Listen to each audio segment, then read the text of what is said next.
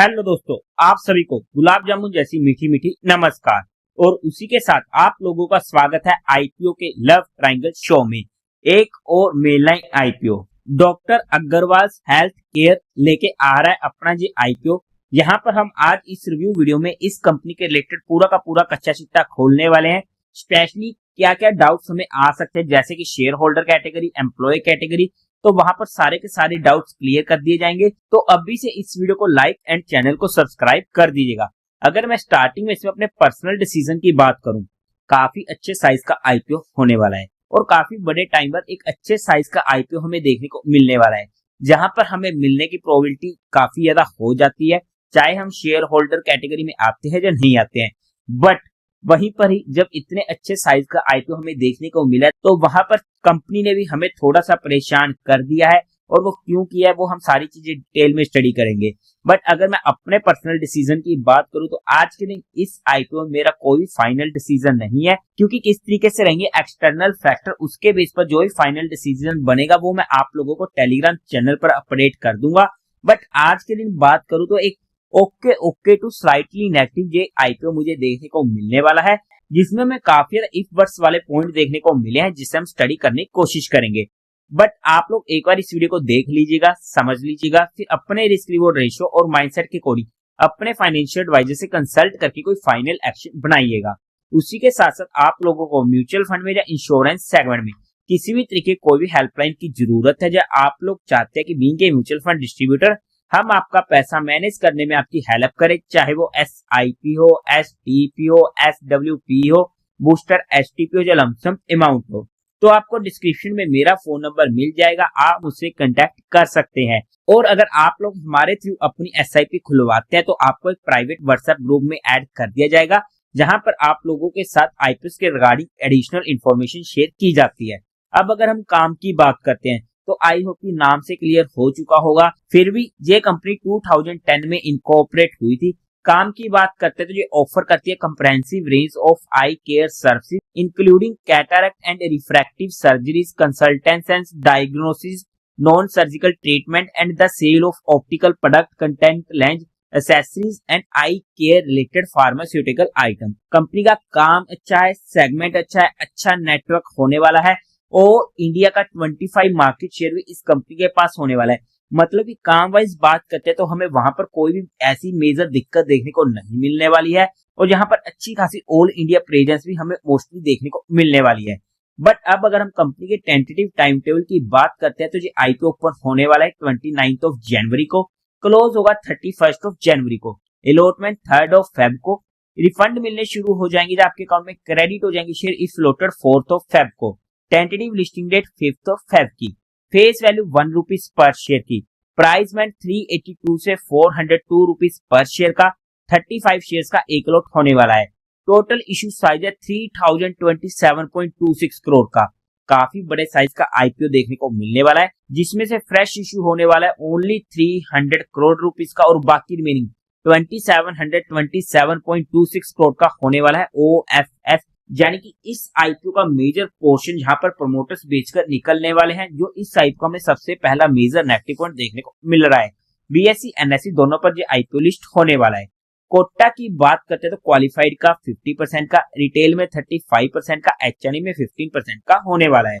Lower size में retail category में एक लॉट पड़ेगा 35 शेयर्स का, जिसकी अमाउंट पड़ेगी 14,070 रुपीज की। स्मॉल HNI में 15 लॉट्स के लिए अप्लाई करना पड़ेगा, जिसकी अमाउंट पड़ेगी 2,11,050 रुपीज की। बिग HNI में 72 लॉट्स के लिए अप्लाई करना पड़ेगा, जिसकी अमाउंट पड़ेगी 10,13,040 रुपीज की। अब अगर हम बात करते हैं कंपनी के प्रमोटर्स की, तो वहां पर आप जहां पर लिस्ट स्टडी आउट कर सकते हैं। प्री इशू होल्डिंग की 37.72% की, जो पोस्ट इशू और भी ज्यादा कम रह जाएगी। मतलब कि कंपनी के पास ऑलरेडी पहले से ही मेजोरिटी नहीं है, जो हमारे लिए इस कंपनी का एक और नेगेटिव पॉइंट देखने को मिल जाता है। अब ना फाइनेंशियल स्टडी करने से पहले इसके रिगार्डिंग कुछ इंपॉर्टेंट पॉइंट स्टडी कर लेते हैं, जो आपके मन में होने वाले हैं। तो सबसे पहले अगर हम बात करते हैं, क्योंकि इस कंपनी में हमें देखने को मिल रहा है शेयर होल्डर कोटा, तो सबसे पहले वो कंपनी कौन सी होने वाली है जिसके रिगार्डिंग जहां पर हमारे पास एलिजिबिलिटी होती है शेयर होल्डर कोटा करेगी, तो वहां पर सबसे पहले वो कंपनी है doctor Agarwal eye hospital share का होने वाला है, जिसके पास ये कंपनी का शेयर होने वाला है उसके पास एलिजिबिलिटी होने वाली है। बट एलिजिबिलिटी होने के लिए आपके पास उस कंपनी का एक शेयर मिनिमम होना चाहिए, और क्योंकि उस शेयर की रिकॉर्ड डेट थी 23 जनवरी, कहने का मतलब कि अगर आपने 22 से पहले पहले उस शेयर को बाय किया है तो आप इस आईपीओ में शेयर होल्डर कैटेगरी के लिए एलिजिबल होने वाले हो। बट अगर आप लोगों ने 23 जनवरी को वो शेयर बाय किया है तो आप उसके लिए एलिजिबल नहीं हो। सबसे पहला पॉइंट तो यहाँ पर ये था। आई होप कि ये आपका क्लियर हो चुका होगा।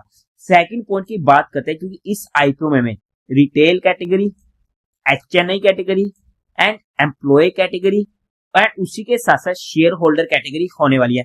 क्वालिफाइड को ऑब्वियसली हम जहां पर इंक्लूड नहीं कर रहे हैं, क्योंकि उनको इंक्लूड करने का हमारा कोई फायदा ही नहीं है, क्योंकि हम उस कैटेगरी में आ ही नहीं सकते हैं।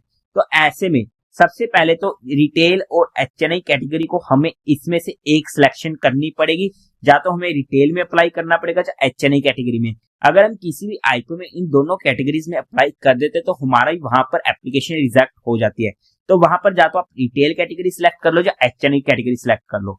अब इसके बाद सबसे पहली बात, अगर आप एम्प्लॉय हो तो आप यहाँ पर इनमें से किसी भी एक कैटेगरी को यूज कर सकते हो, प्लस एम्प्लॉय कैटेगरी को यूज कर सकते हो, प्लस अगर आपके पास उस कंपनी का शेयर होने वाला है 22 जनवरी से पहले पहले जिसने खरीदा हुआ है, तो आप इस कैटेगरी में भी अप्लाई कर सकते हो। सिर्फ एक ही अपने पैन कार्ड से, यानी कि अपने ही पर्सनल डीमेट अकाउंट से आप यहाँ पर तीनों कैटेगरीज में इस आईपीओ को अप्लाई कर सकते हो। हालांकि अगर मैं सीरियसली बोलूं, इस आईपीओ को स्टडी करने में मुझे इतना मजा नहीं आ रहा है जितनी डिटेल में हम यहाँ पर स्टडी कर रहे हैं। बट फिर भी जिन भी आईपीओ में हमें यहाँ पर शेयर होल्डर कैटेगरी वगैरह देखने को मिलती है, तो वहां पर ये पॉइंट्स वैलिड रहने वाले, इसलिए यहाँ पर स्टडी करने की कोशिश करें। सेकंड पॉइंट की, अगर हम शेयर होल्डर कैटेगरी में आते हैं तो वहां पर हम रिटेल और एचएनआई कैटेगरी में से किसी एक में ही, प्लस एम्प्लॉय तो हम होने नहीं वाले हैं, तो वहां पर इस कैटेगरी को हम यूज नहीं करेंगे। प्लस अगर हमारे पास शेयर होल्डर कैटेगरी है जिसकी हम बात करें, तो वहां पर हम इन दोनों में, यानी कि रिटेल या एचएनआई में से एक और उसके बाद शेयर होल्डर कैटेगरी में एक ही नाम से अप्लाई कर सकते हैं, कोई दिक्कत नहीं है। थर्ड, अगर हमारे पास शेयर होल्डर कैटेगरी नहीं है तो हमें सिंपली रिटेल या एचएनआई कैटेगरी में से एक में अप्लाई करना पड़ेगा। फिर हमारे पास वहां पर कोई भी अपॉर्चुनिटी नहीं है कि हम एम्प्लॉय कैटेगरी में अप्लाई करें या शेयर होल्डर कैटेगरी में करें, क्योंकि वहां पर हमारी एप्लीकेशन ऑलरेडी अपफ्रंटली रिजेक्ट हो जाएगी। तो आई होप कि आपके जहां पर ये पॉइंट्स क्लियर हो चुके होंगे। बट अब अगर हम कंपनी के मेन मुद्दे की बात करते हैं, तो उससे पहले अगर फिर भी आप लोगों के मन में कोई भी डाउट है तो कमेंट सेक्शन में बता दीजिएगा।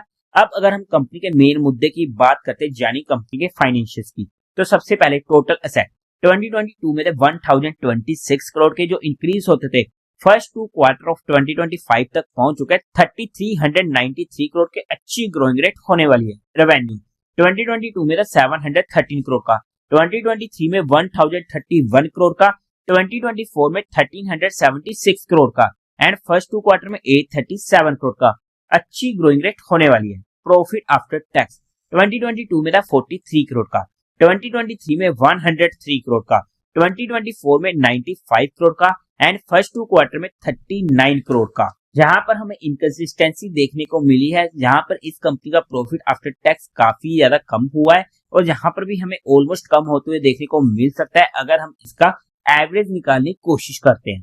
हाउ एवर नेटवर्थ की बात करते हैं 1502 करोड़ की, रिजर्व एंड सरप्लस में 1509 करोड़ का, टोटल बोरिंग कंपनी के ऊपर 373 करोड़ की होने वाली है। अब इसके अलावा एक और दिक्कत, जैसा कि हम सभी को पता है कि या फिर अगर हम हॉस्पिटल्स की बात करते हैं, मेडिकल लाइन की बात करते हैं, तो वहां पर अच्छा खासा कंपनी को प्रॉफिट होता है। प्रॉफिट आफ्टर टैक्स मार्जिन हमें काफी अच्छा देखने को मिलना चाहिए था, बट वहां पर अगर हम 2022 का निकालने की कोशिश करते तो ऑलमोस्ट निकल कर आता है 6% का। 2023 में 10% के करीब का देखने को मिला था, जो फिर भी एक हम ओके ओके सा बोल सकते हैं। बट 2024 में हमें कम होते हुए देखने को मिला ऑलमोस्ट 6.9% के करीब का, और यहाँ पर फर्स्ट 2 क्वार्टर में 4.72% के करीब का, यानी कि कंपनी के प्रॉफिट आफ्टर टैक्स मार्जिन में भी हमें मेजर दिक्कत देखने को मिली, जो इस कंपनी का अनदर नेगेटिव पॉइंट हो जाता है। तो वहां पर अगर हम ओवरऑल में कंपनी के फाइनेंशियल्स की बात करते हैं, तो ओके फाइनेंशियल में कंपनी के बोलूंगा। रेवेन्यू में हमें ग्रोथ रेट देखने को मिल रही है, that's a positive point. But company के प्रॉफिट आफ्टर टैक्स मार्जिन जो सबसे एंटर पॉइंट होता है, यानी कि अगर हम रिजल्ट की बात करते हैं, जैसे भी हम कोई भी एग्जाम देते हैं तो हमारे पास एंड में उस एग्जाम में हमने क्या किया, जब हमने उस पूरे साल में क्या किया, तो वहां पर वो हमारा रिजल्ट ही मैटर करता है, और वो रिजल्ट हमारे पूरे साल की कैलकुलेशंस बता देता है कि हम कितने पानी में थे, हमने क्या किया है पूरे साल में। उसी तरीके से जहां पर रिजल्ट में हमारे पास प्रॉफिट आफ्टर टैक्स जो फाइनल रिजल्ट आ जाता है वो होने वाला है। और जहां पर हमें ओके ओके सा देखने को मिला है, जहां पर हमें काफी ज्यादा इनकंसिस्टेंसी भी देखने को मिली है। हाउ एवर हम कंपनी का ऑब्जेक्टिव की बात करते हैं, जहां पर सिर्फ 300 करोड़ का कंपनी के पास पैसा जाएगा, उसमें से वो अपनी रीपेमेंट्स वगैरह करेगी, अपनी बोरिंग्स की, and second general corporate purpose and unidentified inorganic acquisition. Next point की बात करते हैं कि कंपनी के फंडामेंटल्स की, तो वहां पर मार्केट कैपिटलाइजेशन है 12,698 करोड़ की, आरओई 9% का ओके ओके है, आरओसी 14.61% का अच्छा है, रिटर्न ऑन नेटवर्थ 6.21% का कम है, प्रॉफिट आफ्टर टैक्स मार्जिन 6.9% का कम है, प्राइस टू वैल्यू 7.96 की काफी ज्यादा देखने को मिलने वाली है, ईपीएस प्री आईपीओ 3 की, पोस्ट आईपीओ 2.51 की काफी ज्यादा कम है, पी प्री आईपीओ 130 की, पोस्ट आईपीओ 160 की। हालांकि इस पॉइंट को हम बाद में डिस्कस करते हैं, बट अगर हम फंडामेंटल्स की बात करते हैं तो फंडामेंटल्स भी हमें अच्छे देखने को नहीं मिल रहे हैं। ओके ओके तो स्लाइटली नेगेटिव हम कंपनी के फंडामेंटल्स बोल सकते हैं। हाउ एवर अगर हम पीयर टू पीयर कंपटीटर्स की बात करते हैं तो यहाँ पर आप इतने सारे हॉस्पिटल्स होने वाले हैं जिन्हें आप स्टडी कर सकते हो। और यहाँ पर अगर हम पीई वाइज भी बात करते हैं तो सिर्फ एक ही company Aster DM health care जिसका PE as compare to doctor Agarwal health care ज्यादा होने वाला है। अगर हम पीई से कंपेयर करने की कोशिश करते हैं तो डॉक्टर अग्रवाल हेल्थ केयर बाकी सारी कंपनी से अपना आईपीओ महंगा लाने की कोशिश कर रही है, वो भी मार्केट के ऐसे मूड माहौल में। अब अगर हम बात करते हैं इसके ग्रे मार्केट प्राइस की, तो आज के टाइम पर वो हमें 8% के करीब का देखने को मिलने वाला है। अब अगर हम बात करते हैं कंपनी की वैल्यूएशन की based on it's recent earning, तो उसके बेस पर भी ये आईपीओ हमें काफी ज्यादा महंगा देखने को मिलने वाला है। मतलब कि कंपनी ने एज पर वैल्यूएशन हमारे पास लिस्टिंग का कोई भी स्कोप नहीं छोड़ा है, जिसकी वजह से यहाँ पर मैंने स्टार्टिंग में कहा था कि इतना अच्छे साइज का आईपीओ होने के बाद यहाँ पर हमारे पास शेयर होल्डर कैटेगरी भी है। अगर हमारे पास शेयर नहीं है तो भी हमारा वहां पर दिल टूट सा गया था, क्योंकि पैसे मार्केट का मूड मोल अच्छा नहीं चल रहा और वहां पर जो अच्छे आईपीओ देखने को मिल रहे हैं वहां पर हमें अलॉटमेंट नहीं हो रही, क्योंकि उन आईपीओ का साइज छोटा है। और यहाँ पर एक अच्छे साइज का आईपीओ आने के बाद वहां पर हमें इतना अच्छा आईपीओ देखने को नहीं मिला। हालांकि लिस्टिंग कहाँ पर होती है, लॉस में होती है, प्रॉफिट में होती है, वो एक डिफरेंट सिनेरियो है, उसका उस चीज से कोई लेना देना नहीं है। किस तरीके से प्राइस डिमांड आएगा वहां पर उसके बेस पर उसकी लिस्टिंग हो जाएगी, बट फिर भी किस तरीके से रहेंगे सारे के सारे एक्सटर्नल फैक्टर, उसके बेस पर जो भी मेरा फाइनल डिसीजन बनेगा वो मैं अपडेट कर दूंगा। बट हमने यहाँ पर कंपनी को सिर्फ education and learning perspective study किया है, किसी भी तरीके कोई भी इन्वेस्टमेंट टिप या एडवाइस नहीं है। फिर भी आप लोगों को कोई भी काम करना हो, कोई भी एक्शन लेना हो, तो एक बार अपने फाइनेंशियल एडवाइजर से कंसल्ट करके ही कीजिएगा।